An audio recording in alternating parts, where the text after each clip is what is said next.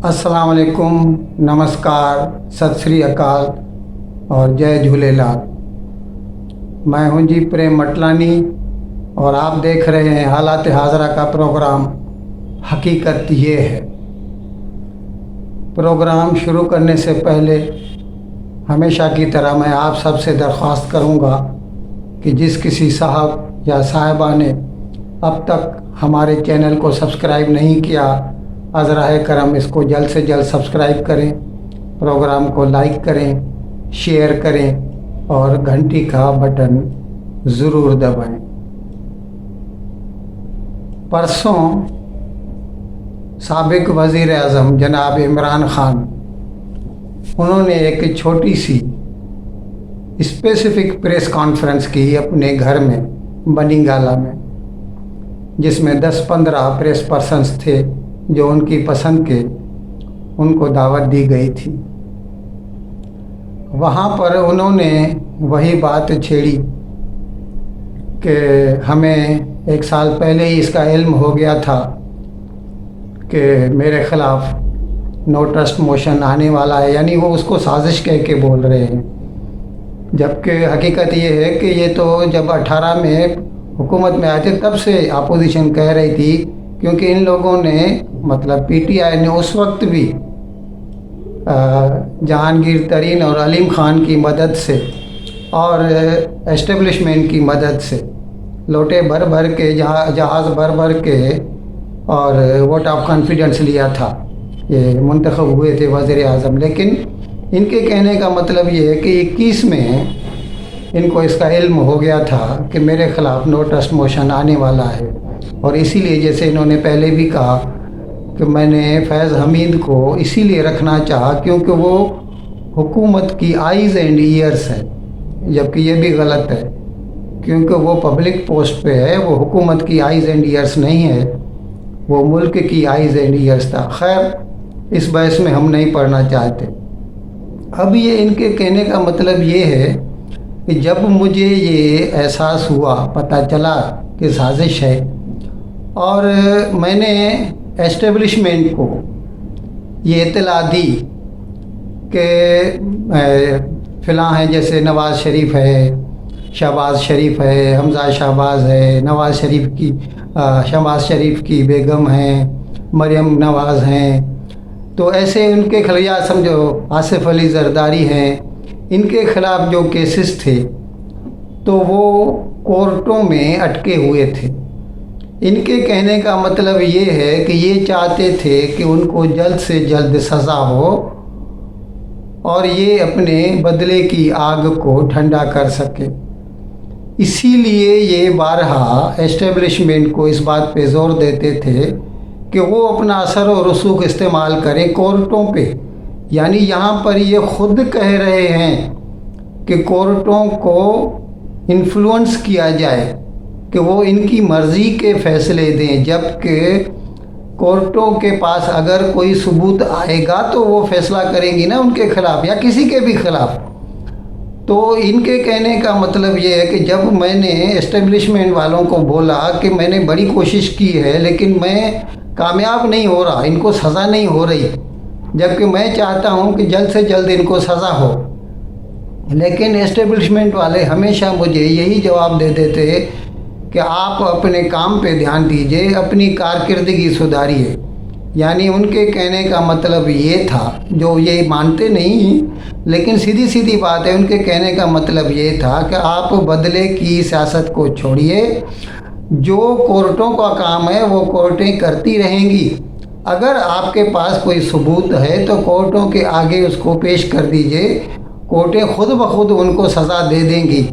आप अपना पूरा वक्त मुल्क की खिदमत में लगाएं, जैसे आपने वादा किया है कि अनएम्प्लॉयमेंट को ख़त्म किया जाएगा, रुपए को मजबूत किया जाएगा, महंगाई कम की जाएगी, रेट ऑफ इन्फ्लेशन कम होगा। लेकिन इनके कहने का मतलब ये है कि मैं मजबूर था क्योंकि एस्टेब्लिशमेंट मुझे मेरे दुश्मनों को सज़ा दिलाने में मेरी कोई मदद नहीं कर रही थी। सीधा सीधा कह रहे हैं कि एस्टेब्लिशमेंट को मेरी तरफ होना चाहिए, तभी मैं कुछ कर सकता था। اور ابھی ان کے کہنے کا مطلب یہی ہے کہ جب اسٹیبلشمنٹ، اب ظاہر ہے 2018 میں تو اسٹیبلشمنٹ ان کی سائڈ تھی، تبھی تو یہ آ گئے، نہیں تو یہ آ بھی نہیں سکتے تھے۔ اور جب اسٹیبلشمنٹ کو یہ محسوس ہوا، ابھی یہ خود نہیں مان رہے لیکن آپ سب کو تو اس کا علم ہے کہ جب اسٹیبلشمنٹ کو اس کا احساس ہوا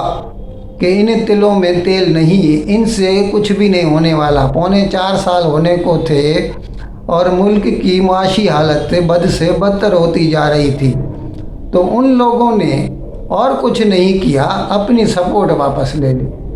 تو پھر وہ اپنے وزن سے، اپنی نااہلیت کے وزن سے وہ خود بخود گر گئے، کیونکہ اس کے بعد پھر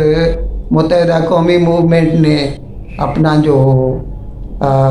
سپورٹ تھا وہ واپس لے لیا، تو ان کی اکثریت چلی گئی اور نو ٹرسٹ موشن کامیاب ہو گیا۔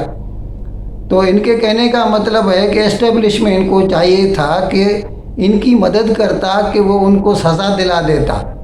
یعنی ان کے 4 سالوں میں پورا دھیان ان کا صرف بدلے کے اوپر تھا،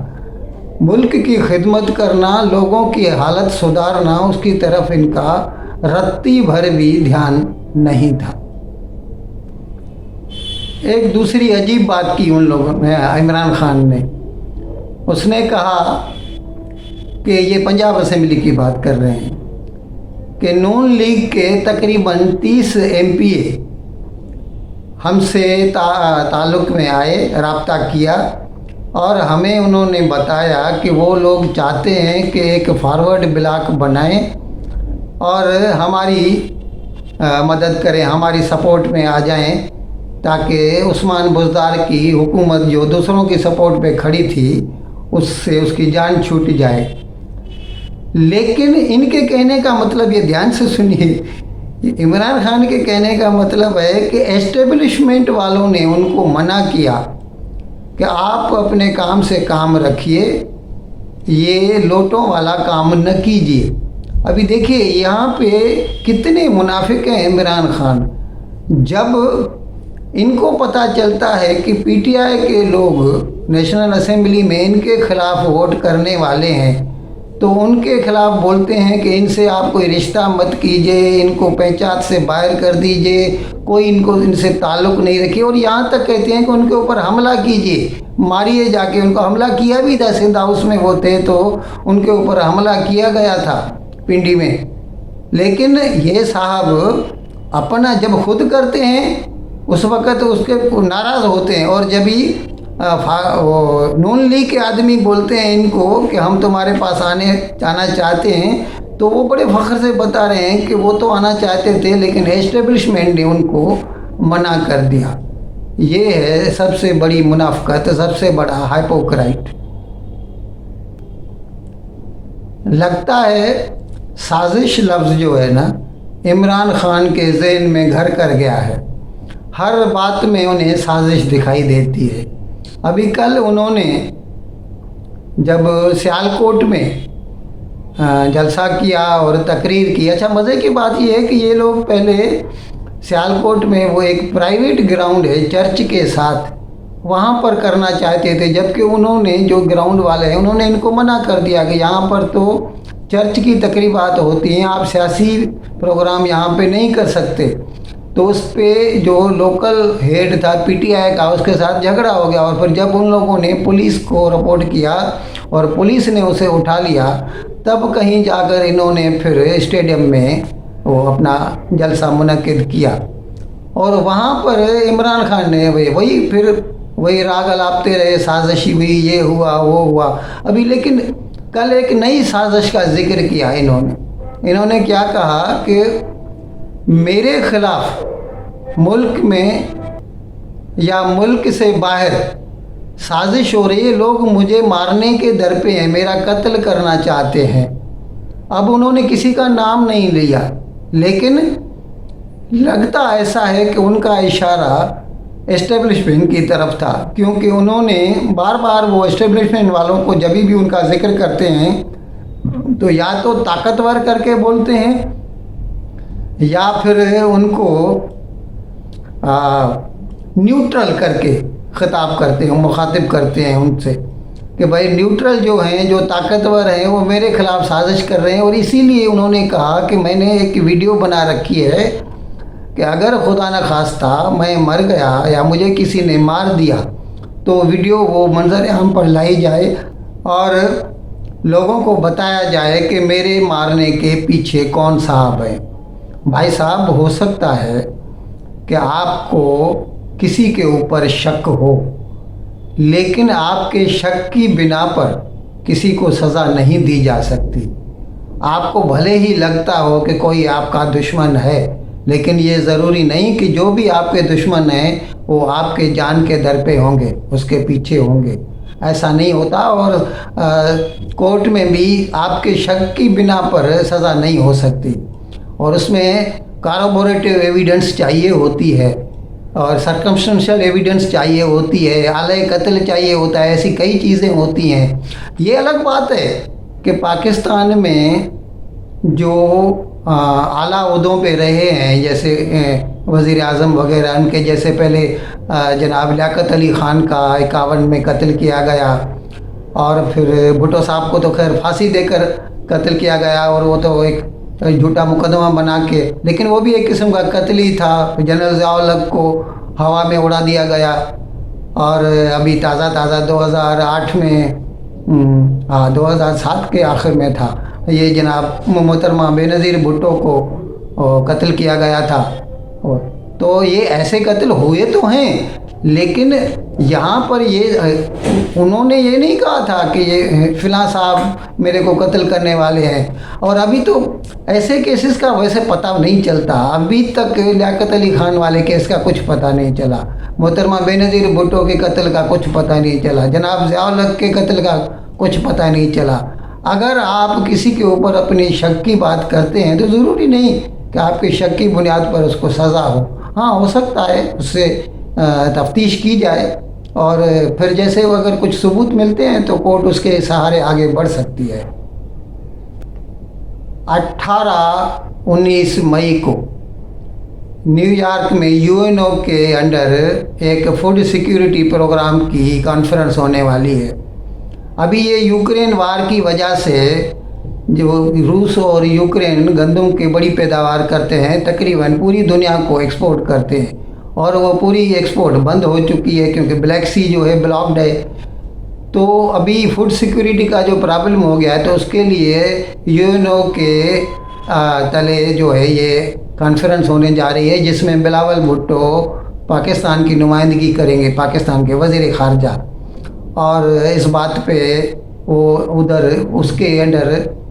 جو ہے اینٹونی بلنکن جو سیکریٹری آف اسٹیٹ ہیں امریکہ کے، ان کے ساتھ ان کی ملاقات ہو سکتی ہے، اور شاید وہ کوشش کریں گے کہ عمران خان نے جو امریکہ کے اوپر پیدر پہ الزام لگا کے اور تعلقات بگاڑ کے رکھ دیے ہیں، ہو سکتا ہے وہ کوشش کر کے ان کو کسی صحیح ڈگر پر لا سکیں۔ آج میں نے پڑھا پاکستان میں لپٹن چائے 950 گرام یعنی 1 کلو بھی نہیں، اس کا بھاؤ 1250 روپیہ، یعنی ہندوستان سے 4 گنا ہو گیا۔ اور آپ لوگوں کو اس کا شاید علم ہے کہ نہیں ہے، ہندوستان بہت بڑا پروڈیوسر ہے چائے کا، لیکن پاکستان کیونکہ ہندوستان کے ساتھ تجارتی تعلقات نہیں رکھنا چاہتا، اسی لیے پاکستان یہ چائے کینیا سے لیتا ہے، اور وہ اسے مہنگی پڑ جاتی ہے، اور ظاہر ہے اس کا خمیازہ جو ہے پاکستان کی عام عوام کو بھگتنا پڑتا ہے۔ ان الفاظ کے ساتھ میں آپ سبھی بھائیوں اور بہنوں سے پروگرام کو ختم کرنے کی اجازت چاہوں گا، لیکن پروگرام پورا کرنے سے پہلے آپ سب سے میری ایک مرتبہ پھر یہ درخواست ہوگی، عذرائے کرم جس کسی صاحب یا صاحبہ نے اب تک میرے چینل کو سبسکرائب نہیں کیا، برائے مہربانی اس کو جلد سے جلد سبسکرائب کریں، پروگرام کو لائک کریں، شیئر کریں، اور گھنٹی کا بٹن دبانا نہ بھولیں۔ بہت بہت شکریہ۔ خدا حافظ۔